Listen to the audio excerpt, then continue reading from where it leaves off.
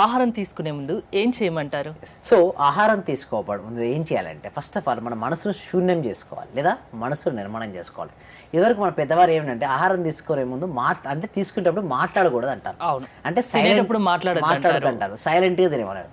ఎందుకు ఇంకోటి సైలెంట్? తినే ముందు కూడా దేవుడికి మొక్కుకొని తినమంటారు. అన్నం పరబ్రహ్మ స్వరూపం, సో దైవంతో సమానం అన్నమాట. సో అక్కడ ప్రశాంతంగా ఉండాలి. నేనైతే క్లాస్కి ముందు ఏం చెప్పిస్తాను, మా క్లాసెస్లో కొద్దిసేపు మెడిటేషన్ కూడా నేర్పిస్తాను వాళ్ళకు.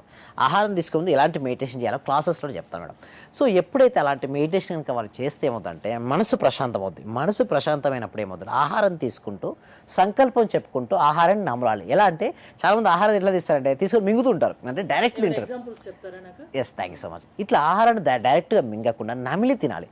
నమిలి తినుకుంటూ మీరు ఐస్ క్లోజ్ చేసుకొని మీ సంకల్పం ఏదైతుందో ఆహారాన్ని నములుతూ ఓకే అండి సాలిడ్ ఫామ్గా వస్తే లిక్విడ్ ఫామ్గా మారిపోతుంది, అంటే కొంచెం మారిపోతుంది.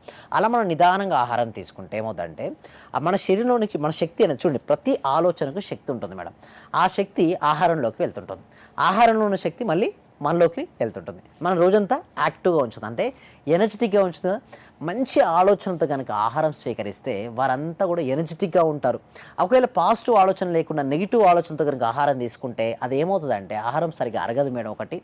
దానితో పాటుగా రిజల్ట్స్ కూడా వారికి రావు మేడం. అందుకోసమే ఎవరైనా సరే ఆహారం తీసుకోవడం ఏదైనా సరే, బ్రేక్ఫాస్ట్ కావచ్చు, లంచ్ కావచ్చు, డిన్నర్ కావచ్చు, ఏదైనా సరే ఒక ఫ్రూట్స్ అయినా సరే మీరు మంచి పాజిటివ్ ఆలోచనతో కనుక స్వీకరిస్తే అమృతమైపోద్దండి.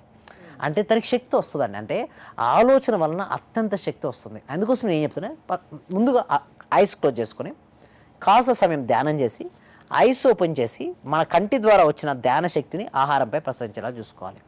అప్పుడు ఏమవుతుంది, అది ఒక అమృతమయంలాగా అయిపోతుంటుంది. సో దాన్ని నిదానంగా స్వీకరిస్తూ మీ చూడండి అందరికీ ఉంటాయి మేడం. ప్రతి ఒక్కరి సంకల్పం ఏంది చెప్పండి మేడం, అల్టిమేట్గా ప్రతి ఒక్కరు కూడా ఏమని కోరుకుంటారు చెప్పండి, ఆనందంగా జీవించాలని కోరుకుంటారు.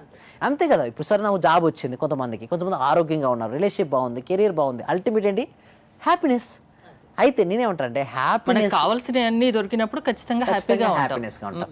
సో మనం ఎప్పుడు కూడా తీసుకునేటప్పుడు కనుక మనం నిజంగా నా జీవితంలో అన్నీ వచ్చాయని సంతృప్తితో కనుక మనం సంతృప్తితో భోజనం చేస్తే మంచి మంచి ఐడియాస్ వస్తాయి మేడం.